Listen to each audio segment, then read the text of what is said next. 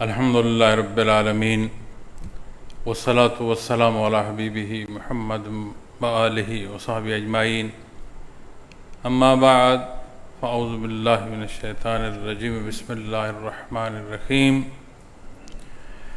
وَاعْلَمُوا أَنَّ فِيكُمْ رَسُولَ اللَّهِ لَوْ يُطِيعُكُمْ فِي كَثِيرٍ مِّنَ الْأَمْرِ لَعَنِتُّمْ وَلَٰكِنَّ اللَّهَ حَبَّبَ إِلَيْكُمُ الْإِيمَانَ وَزَيَّنَهُ فِي قُلُوبِكُمْ وَكَرَّهَ إِلَيْكُمُ الْكُفْرَ وَالْفُسُوقَ وَالْعِصْيَانَ أُولَٰئِكَ هُمُ الرَّاشِدُونَ فَضْلًا مِّنَ اللَّهِ وَنِعْمَةً وَاللَّهُ عَلِيمٌ حَكِيمٌ اللهم سبحانك لا علم لنا إلا ما علمتنا إنك أنت العليم الحكيم مولاي صل وسلم دائما أبدا على حبيبك من زانت بالأسر.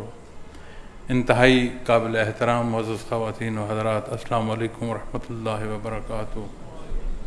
اللہ کریم کا احسان ہے کہ اللہ جل شانہ نے خانہ خدا میں دین اسلام پر جمع فرمایا، مبارک ساعتیں ماہ مبارک ربیع الاول کی عطا فرمائیں، ہمیں یہ توفیق بخشی کہ اس اظہار عقیدت اور محبت میں جمع ہوئے.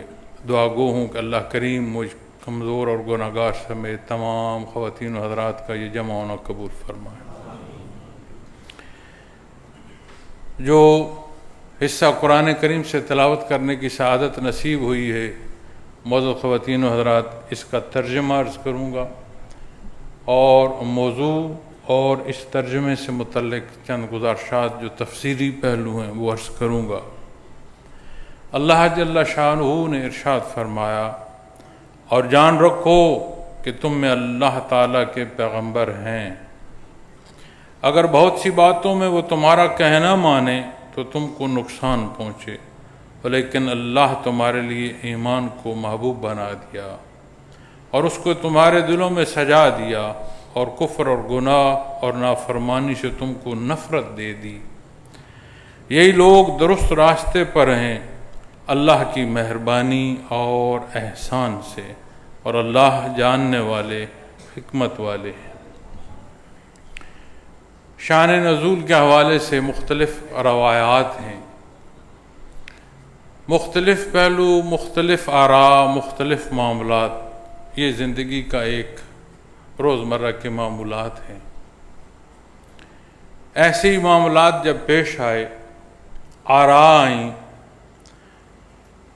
تو اللہ جل شانہ نے ارشاد فرمایا کہ تم میں میرے حبیب صلی اللہ علیہ وسلم مبعوث ہیں، تشریف رکھتے ہیں.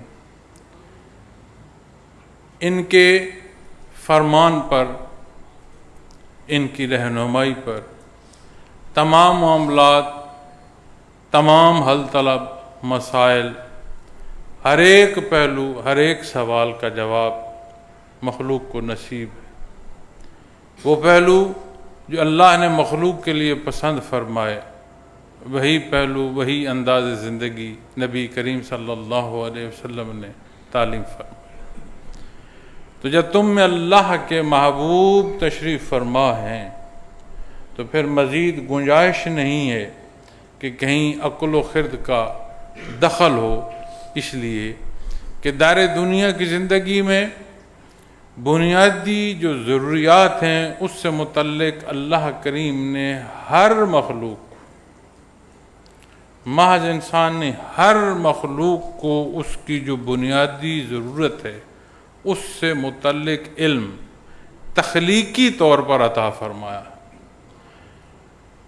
پرندے کو بہت کورسز نہیں کرنے پڑتے کہ اڑان کیسے بھرنی ہے، اس کا افزائشی نظم ایسا ہے کہ اسے اڑان سکھا دیتا ہے.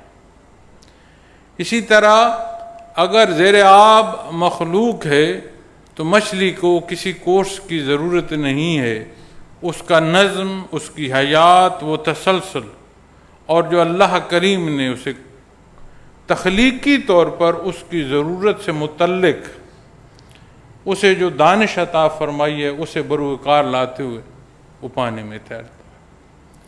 وہی پانی جو باقی مخلوق کو ڈبونے کا سبب بنتا ہے، اس کے وجود میں ایسی تخلیق ہے کہ اسی پانی میں اسی حیات ہے اور وہی پانی اسے سانس دیتا ہے جو باقی مخلوق کی سانس روکنے کا سبب۔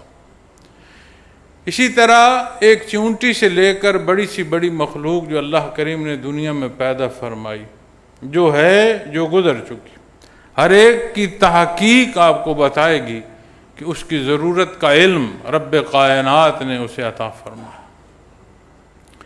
اگر کوئی جنگل اور اس میں شیر کا بچہ ہے تو کتنے ہی دن وہ آنکھیں نہیں کھولتا، وہی جنگل ہے، وہی پرخطر حالات ہیں، لیکن وہیں اگر کسی ہرنی کا بچہ ہے تو پیدا ہوتے ہی وہ دوڑنا شروع کر دیتا۔ دونوں کی ضرورت ہے۔ اس نومولود کو کس نے سکھایا کہ تجھے کوئی خطرہ نہیں، اور دوسرے کو کس نے بتلایا کہ تیری جان خطرے میں ہے۔ اسی طرح اللہ کریم نے یہ جو انسان کو پیدا فرمایا، اسے جو ذہن عطا فرمایا، جو سوچ عطا فرمائی، جو سمجھ عطا فرمائی، جسے بروئے کار لاتا ہوا مختلف اشیاء کو جوڑتا ہے اور موجد بنتا ہے، اور اپنی ضرورت کی تکمیلی ذرائع جو ہیں انہیں بہتر سے بہتر کرتا ہے۔ معاملات دنیا میں اسباب دنیا کو بروئے کار لاتا ہے، اور جہاں زندگی کی ضروریات پوری کرتا ہے وہاں زندگی کی آسائش بھی بہم مہیا کرتا ہے۔ لیکن جب بات حیات کے ہر پہلو اور اس کے رہن سہن اور اس کی معاشرتی حیات کی آئے گی، تو پھر جیسے جنگل میں سارا شعور ہر جانور کو اس کی ضرورت کا ہے، لیکن کمزور پر وہ حاوی ہوتا ہے، اور کمزور کی زندگی مشکل ہوتی ہے، زوراور اس سے اس کا حصہ بھی چھین لیتا ہے۔ اگر اس حیات انسانی کو بھی اسی قانون پر رہنے دیا جائے تو پھر جو طاقتور ہے وہ رہ پائے، جو کمزور ہے اسے شاید زندہ رہنے کا بھی حق نہ ہو۔ تو جو معاشرہ انسانی ہے، اس کا انداز حیات جو رب کائنات نے اسے بالعموم زندگی سے ہٹ کر وجود کو، اس خاکی وجود کو رب کائنات نے جو روح سے تعلق حیات کا عطا فرمایا اور ایسا امتزاج عطا فرمایا، احسن التقویم تخلیقی نمونہ ہے۔ اس کے وجود کے ایک ایک پہلو کو دیکھیں، جتنی جدت آئی، ہر جدت اس بات کا اقرار کرتی ہے کہ یہ ایک نمونہ ہے تخلیق کا۔ پھر اس کا یہ پہلو جو حیات کا ہے، حضرت جی رحمۃ اللہ تعالی علیہ بڑا خوبصورت پہلو یہاں بیان فرماتے ہیں۔ وہ فرماتے ہیں کہ ایک وجود وہ جو غیر مری ہے، دوسرا وجود وہ جو ٹھوس ہے، دونوں کا امتزاج اور یہ حیات، یہ بھی قدرت کا اظہار ہے۔ انسانی عقل اور اس انسانی شعور سے بات باہر ہے کہ کوئی ٹھوس اور مادہ شے ہے اور غیر مری شے سے اس کا جوڑ ہو۔ رب کائنات نے اسے حیات کا ایسا پہلو روح سے عطا فرمایا کہ یہ جوڑ ہمیشہ کے لیے ہے۔ چاہے دار دنیا میں اصل بات وجود پر ہے اور روح کی حیثیت ثانوی ہے، یا یہاں سے زندگی برزخ میں منتقل ہوگی، اصل پہلو روح پر آ کر وجودی حصے ثانوی ہو جائیں گے، لیکن ان دونوں کا جوڑ ایسا ہے جو پھر ہمیشہ قائم رہے گا۔ تو جب بات اس مخلوق اور اس کے مقصد تخلیق کی آئے گی تو محض پیدا کر دینا مقصد نہیں ہے۔ قرآن کریم نے متعدد پہلو بیان فرمائے۔ جہاں عبادات کے حوالے سے بیان فرمایا ہے، وہاں قرآن کریم اس کے رویوں کے حوالے سے بھی بیان فرماتا ہے کہ جو قدرت رب کائنات نے اسے عطا فرمائی ہے، جس درجے کی عطا فرمائی ہے، اس کے مصارف کیا ہیں، یہ کرتا کیا ہے۔ ان تمام پہلوؤں کو دیکھتے ہوئے جب بات انسانی معاشرے کی آئے گی تو بالعموم حیات تو طاقتور کا قانون بیان کرتی ہے، یہی اسی لیے جنگل کا قانون کہا جاتا ہے۔ لیکن جب بات اس حضرت انسان کی آئے گی تو پھر اسے وہ عظمت جو رب کائنات نے انبیاء اور رسول کی صورت میں عطا فرمائی، اسے جو کلام ذاتی سے نوازا، اس کی مقصد حیات میں بالعموم خدمت نہیں، عبادات ذاتی رکھا، پھر اسے وہ حیات عطا فرمائی جو ہمیشہ کی ہے، یہ اسے وہ انفرادی حیثیت عطا فرمائی جو عمومی مخلوق کے پاس نہیں ہے۔ تو جب اس موضوع کو ان پہلوؤں سے دیکھیں گے تو سمجھ آئے گی کہ انسان کی معراج، اس کے لیے اللہ کریم نے انبیاء اور رسول مبعوث فرمائے. جو بنیادی حیات سے متعلق ضروری علوم ہے وہ تو اسے عطا فرمائے، لیکن جب بات خلق سے باہر آتی ہے تو پھر وجودی استعداد ختم ہو جاتی ہے. اس لیے اللہ کریم نے اپنے مقرب مبعوث فرمائے کلام ذاتی عطا. جب انسان بالعموم ضروریات دنیا کو دیکھتے ہوئے عمومی شعوری پہلوؤں سے فیصلہ کرتا ہے تو فرمایا یہ درست نہیں ہے. میرا حبیب جسے میں نے مبعوث فرمایا وہ تم میں جلوہ افروز. تمہیں کوئی معاملہ پیش آئے، کسی پہلو کی شناسائی درکار ہو، کوئی اصول و ضوابط مرتب کرنے ہو تو آپ کی خدمت عالی میں حاضر ہو. تو فرمایا وَاعْلَمُوا أَنَّ فِيكُمْ رَسُولَ اللَّهِ، اور جان رکھو کہ تم میں اللہ تعالیٰ کے پیغمبر ہیں. اب قرآن کریم ہے، کلام ذاتی ہے.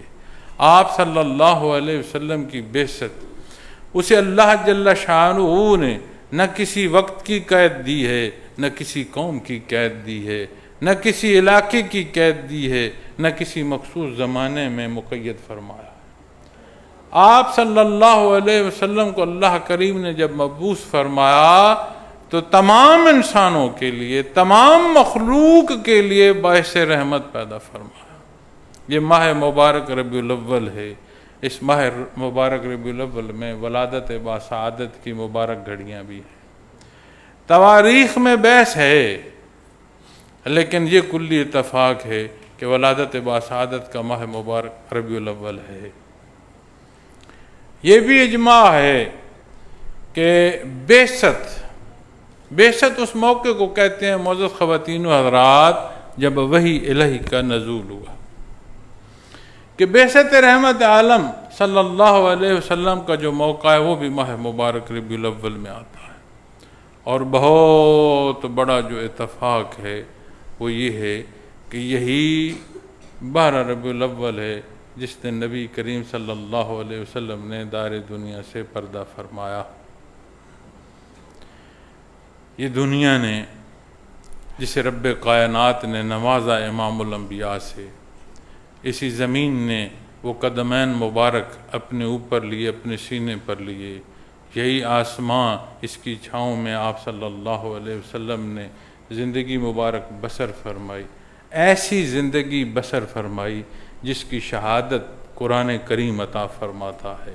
کفار تو کہہ اٹھے کہ آپ صادق الامین ہیں، لیکن قرآن کریم نے آپ کے فرمان اور آپ کے دعوت حق کی صداقت میں یہ ارشاد فرمایا کہ جس ہستی نے اتنے سال تم میں زندگی بسر کی اور بے عیب بسر کی، اس کے ایک فرمان پر شک کرتے ہو، اس حق کے فرمان پر شک کرتے ہو.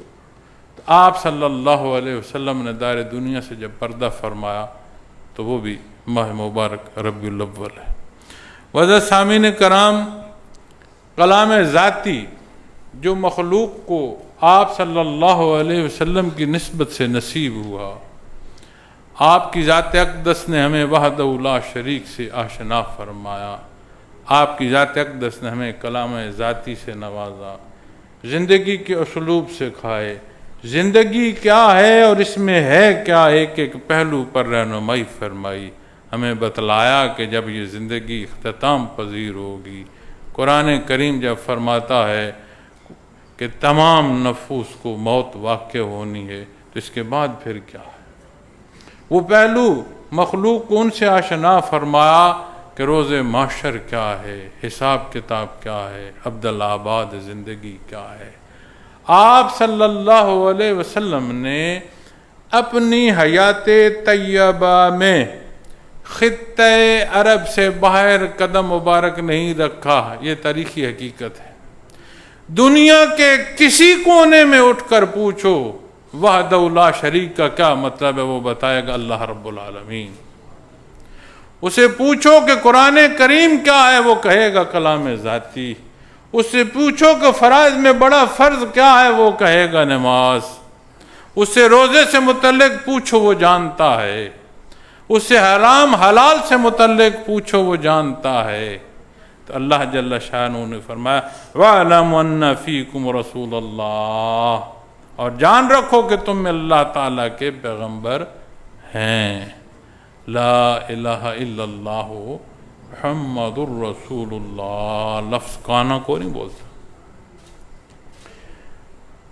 یہ ہمارا عقیدہ ہے کہ انبیاء اور رسول اپنے مدارات میں ایسے ہی جیسے دنیا کی حیات ہے ایسے ہی حیات ہے، روح اور وجود دونوں اسی صورت میں.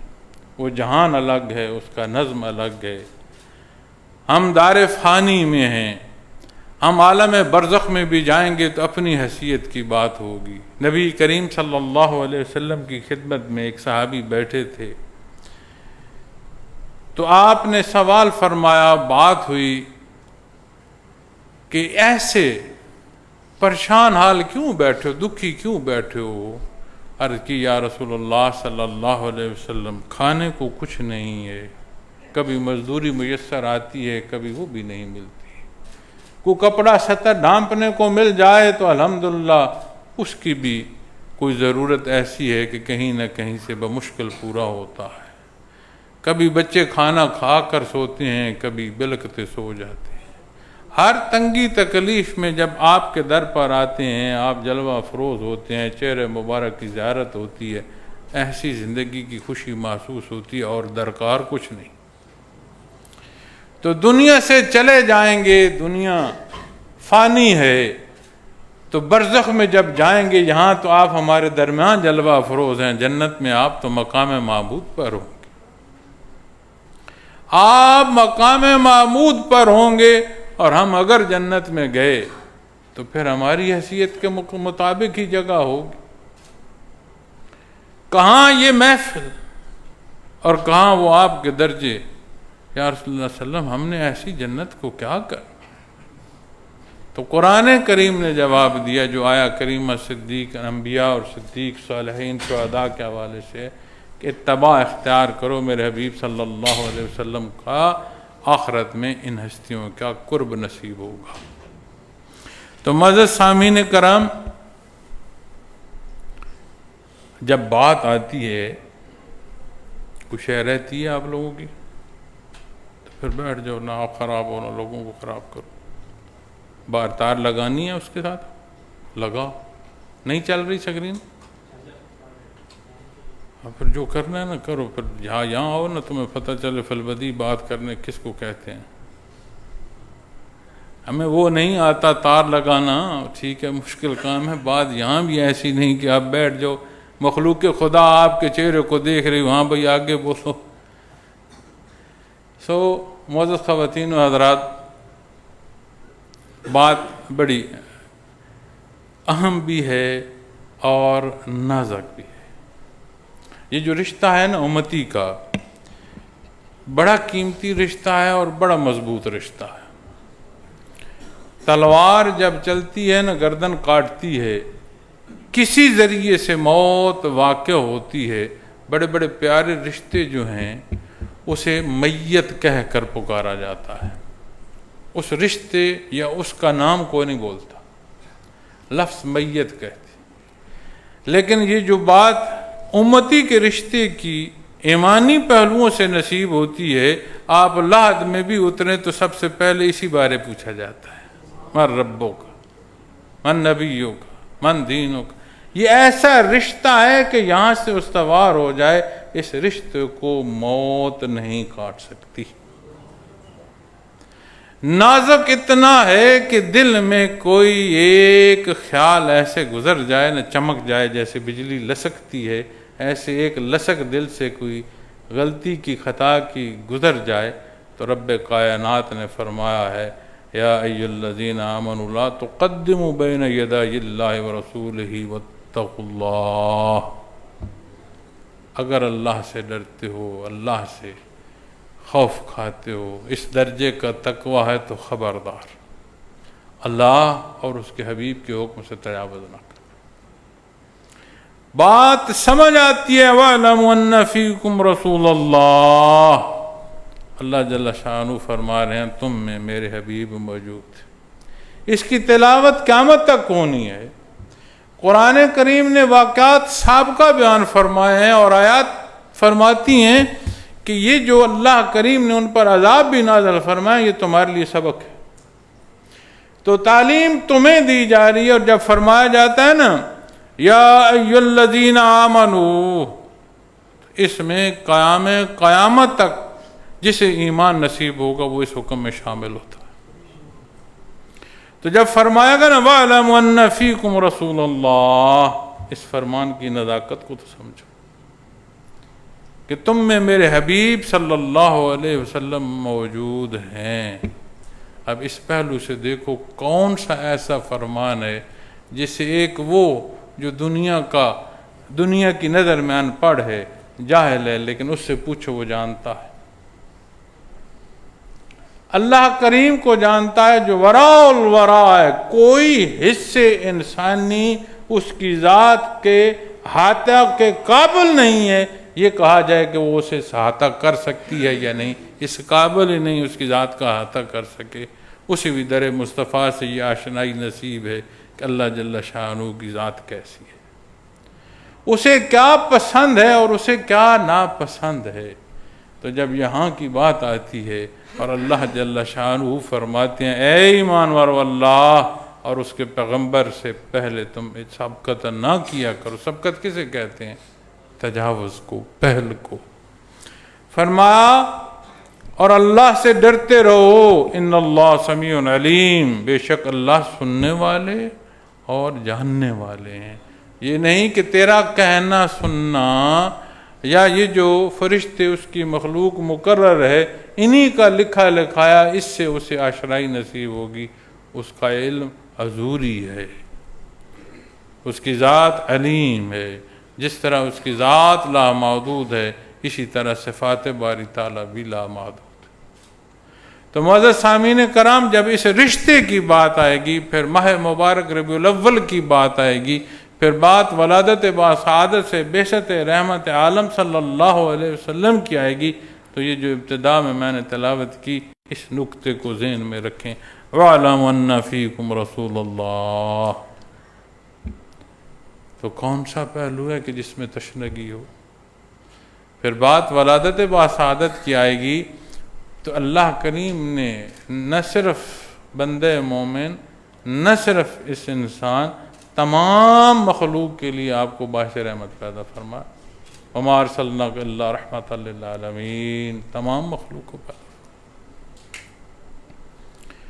تو معزز سامعین کرام، تمام مخلوق سے جو اسے رحمت نصیب ہو رہی ہے، قرآن کریم نے آپ کی ذات اقدس کو بیان فرمایا.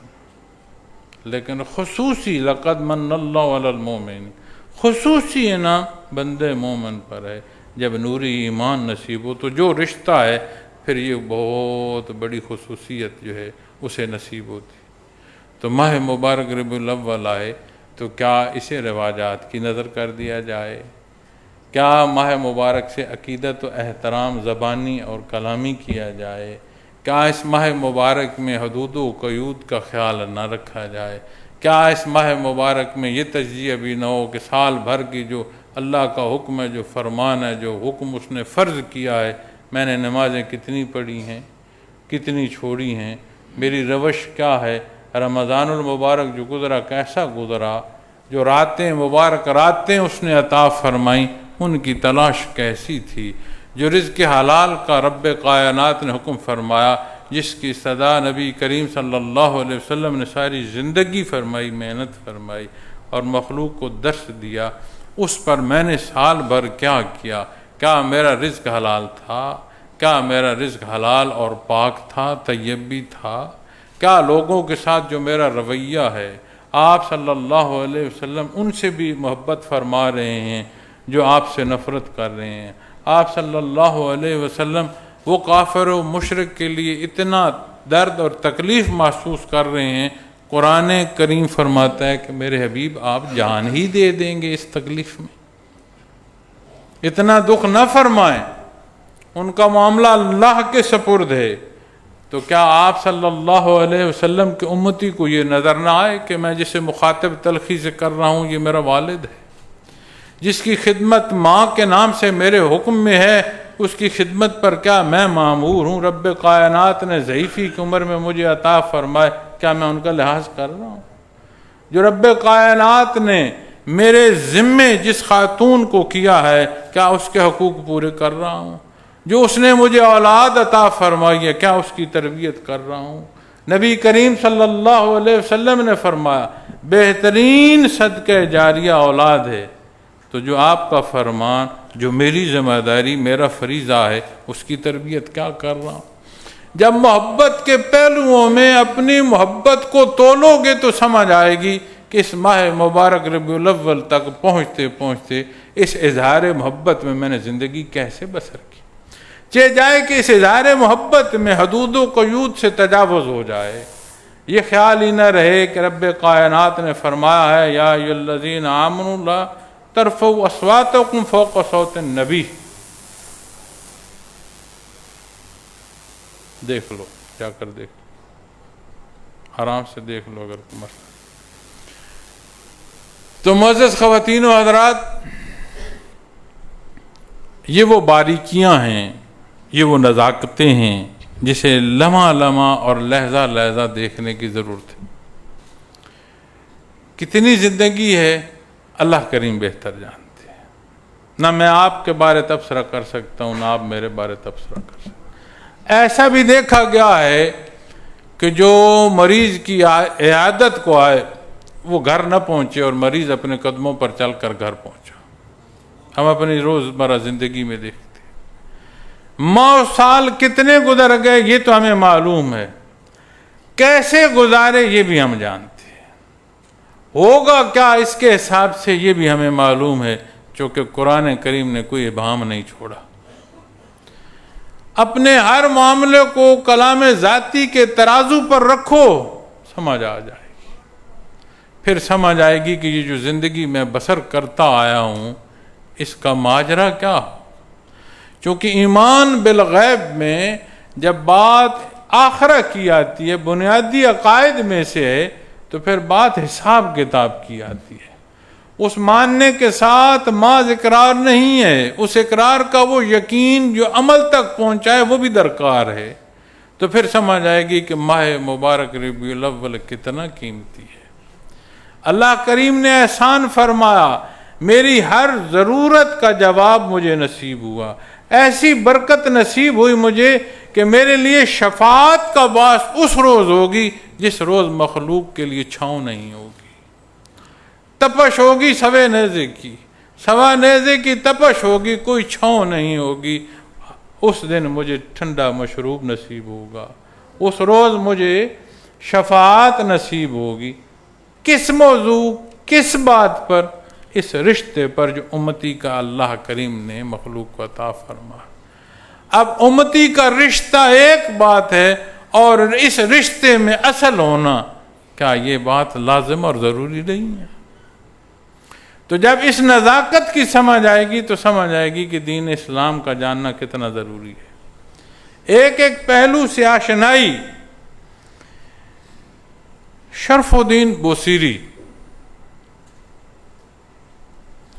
مصر کا باشندہ 7ویں صدی ہجری میں گزرا، غریب گھرانے میں پیدا ہوا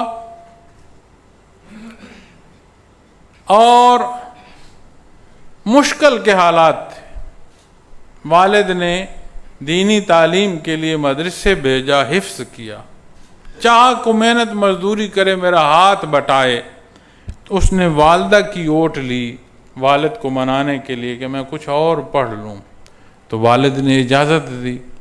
تو پھر اس نے فقہ کی تعلیم جو ہے وہ حاصل کی، مختلف حصوں پر عبور نصیب ہوا۔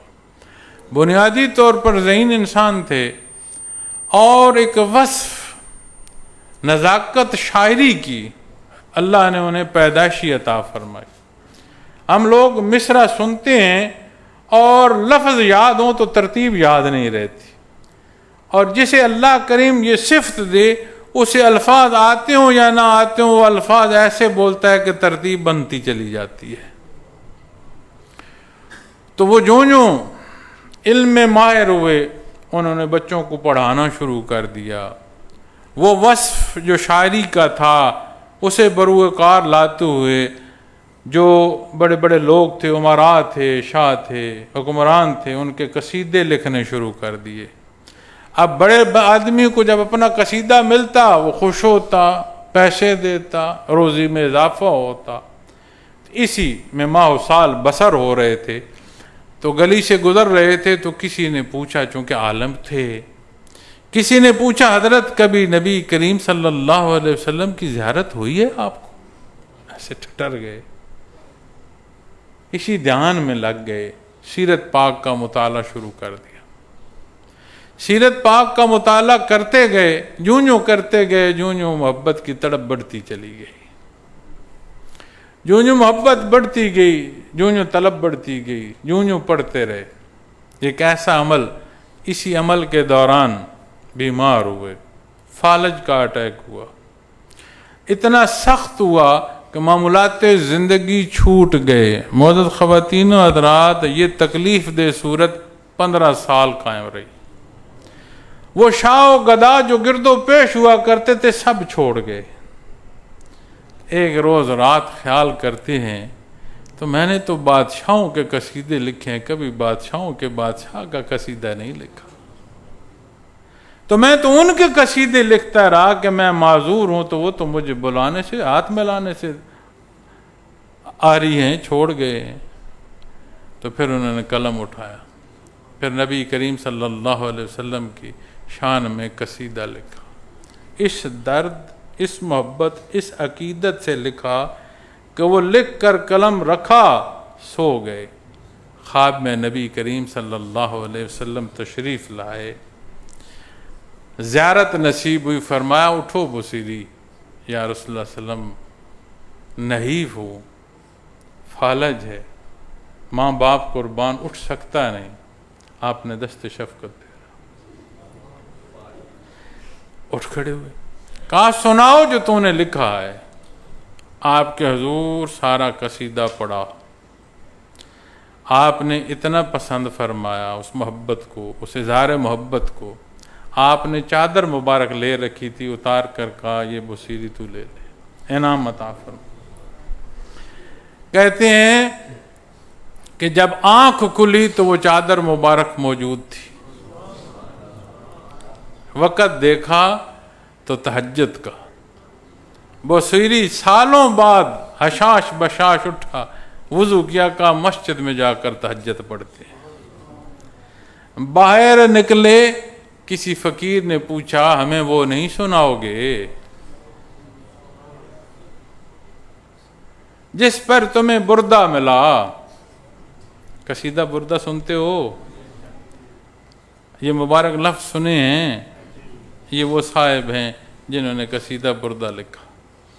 یہ ان کا واقعہ ہے. بردہ عربی میں چادر کو کہتے ہیں. وہ قصیدہ جس پر بردہ مبارک انعام میں انہیں نصیب ہوا. تو یہ اظہار محبت دائرے دنیا کو بھی سنوار دیتی ہے اور آخرت تو بنیاد ہے.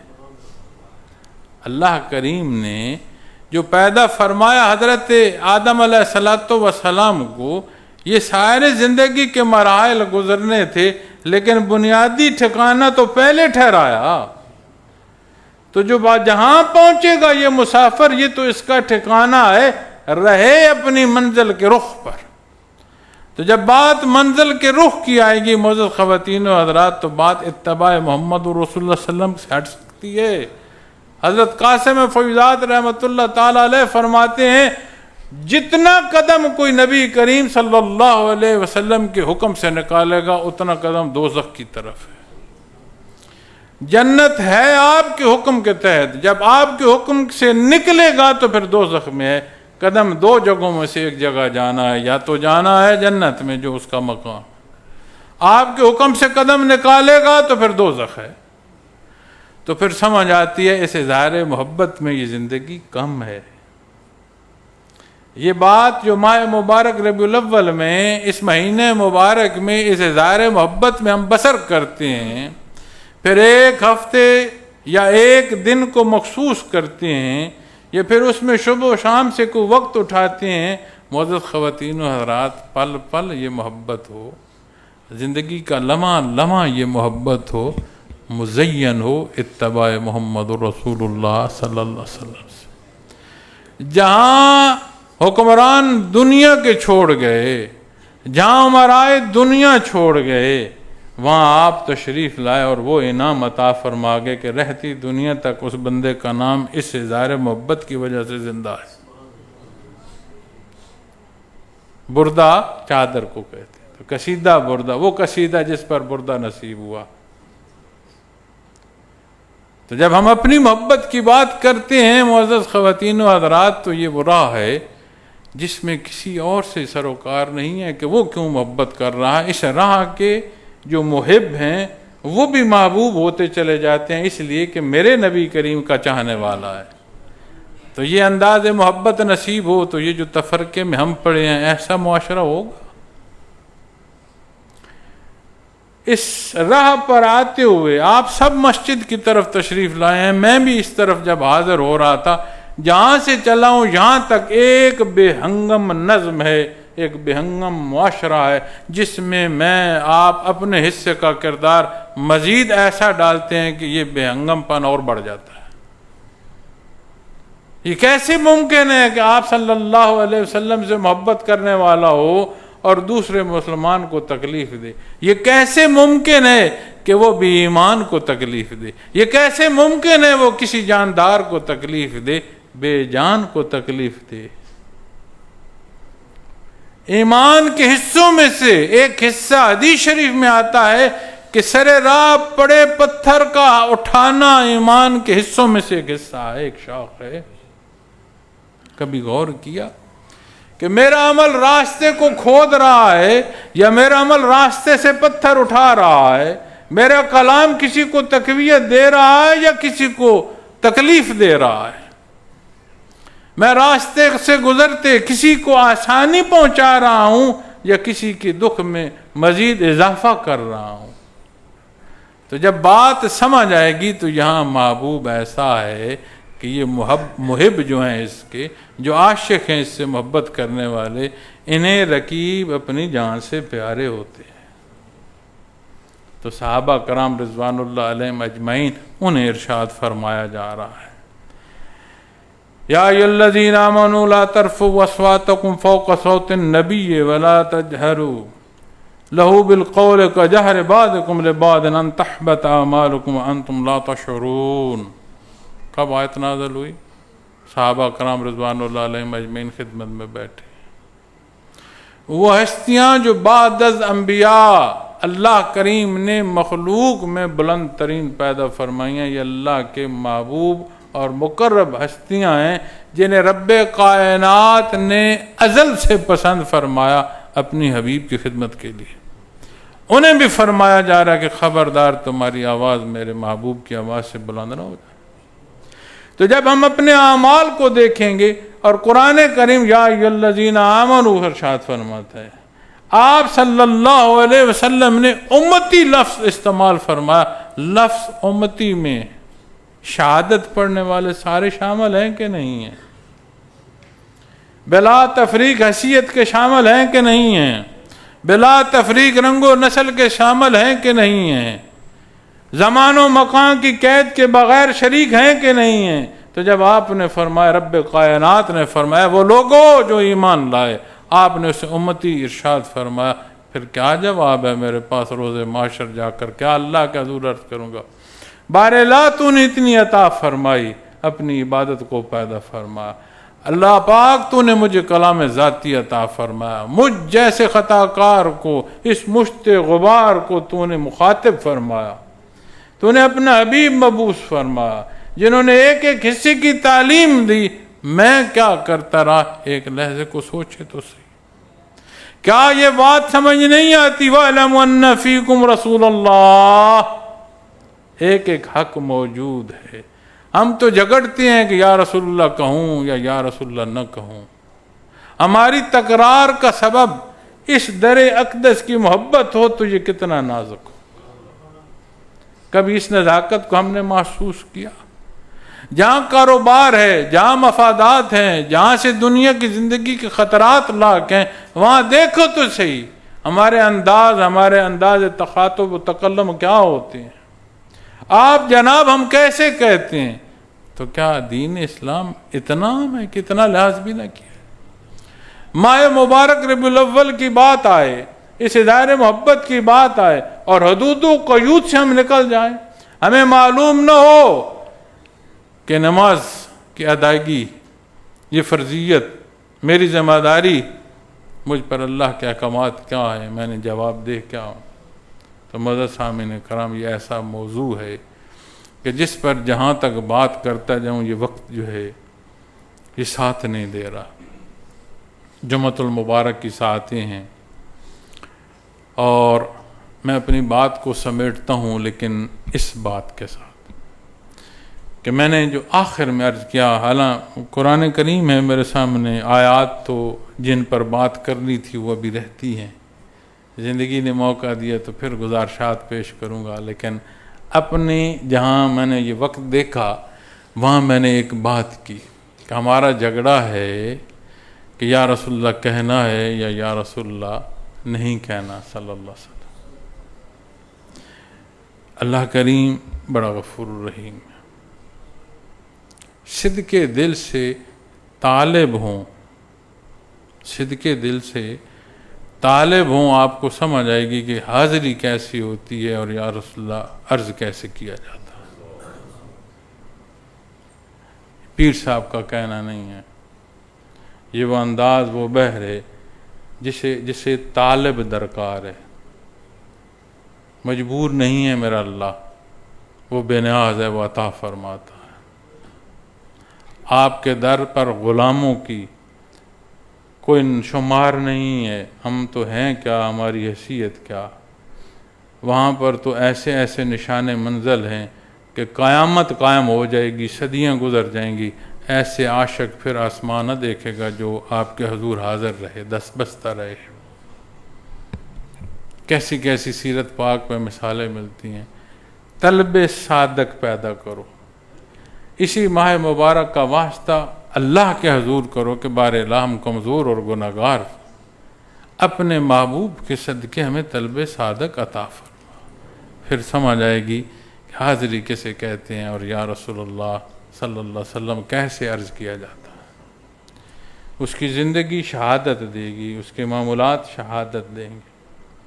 کلمہ شہادت پڑھا کے، ہماری زبان عربی نہیں ہے پھر بھی زیر و زبر کی فرق رہتے ہیں، ہم سیدھا نہیں پڑھ پاتے، لیکن یہ طلب صادق نصیب ہو، جب سانس اکھڑ رہی ہوتی ہے لفظ نکلتا نہیں، مخلوق شہادت اس وقت پڑھ رہی ہوتی ہے۔ اب جب گرد و پیش دیکھتے ہیں حالات سخت ہیں، کوشش فرمائیں کہ اس امت میں اتفاق کا سبب، کم بولیں، حساب دینا ہے ہر کلام کا، لیکن جو بولیں صالح بولیں، خواہ مخواہ کے کام میں مداخلت نہ کریں، لیکن جو کام کریں صالح کریں۔ اس امت میں اتفاق اور اتحاد، اس ملک میں اتفاق اور اتحاد کی ضرورت ہے۔ اپنے حصے کا کام دیانتداری سے کریں، وہ آپ کی ذمہ داری ہے، اس کا حساب دینا ہے۔ من حیث القوم، ہم مخلوق کے حساب پر لگے ہیں، اپنے کام کو نہیں دیکھتے۔ جو میری ذمہ داری ہے اسے میں احسن ادا کروں، اللہ اور اس کے حبیب کے حکم کے مطابق ادا کروں، میرا رزق حلال اور طیب ہو، میں ہمیشہ اللہ کے حضور سر بسجود ہوں، تو پھر سمجھ آئے گی کہ ماہ مبارک ربیع الاول ہے کیا، اس کی نزاکت ہے کیا۔ اللہ کریم میرا اور آپ کا مل بیٹھنا قبول فرمائے۔ باتوں کو بڑا دل تھا، اور بھی زندگی رہی تو انشاءاللہ اور بھی عرض کریں گے، موقع رہیں گے انشاءاللہ۔ تو اپنی بات کو سمیٹتا ہوں، دعا گو ہوں کہ اللہ کریم یہ مل بیٹھنا بھی قبول فرمائیں، ہر ایک کی حاضری بھی قبول فرمائیں۔ جمعۃ المبارک کی ساعتیں ہیں، کون سی ساعت کو کس درجے کی شرف قبولیت، یہ میرا اللہ بہتر جانتا ہے۔ مبارک ساعتیں نبی کریم نے فرمایا جمعۃ المبارک کی، تو ان مبارک ساعتوں میں ہم اس مبارک اظہار محبت میں جمع ہیں، اللہ جمع ہونا قبول فرمائے۔ ہر ایک خواتین و حضرات کا یہاں آنا، ایک ایک قدم اسے شرف قبولیت نصیب ہو۔ ہم محتاج ہیں، وہ خوب شناسا ہے محتاجی سے، ہر ایک کی ہر طرح کی احتیاج پوری فرمائے۔ وآخر دعوانا الحمد للہ رب العالمین۔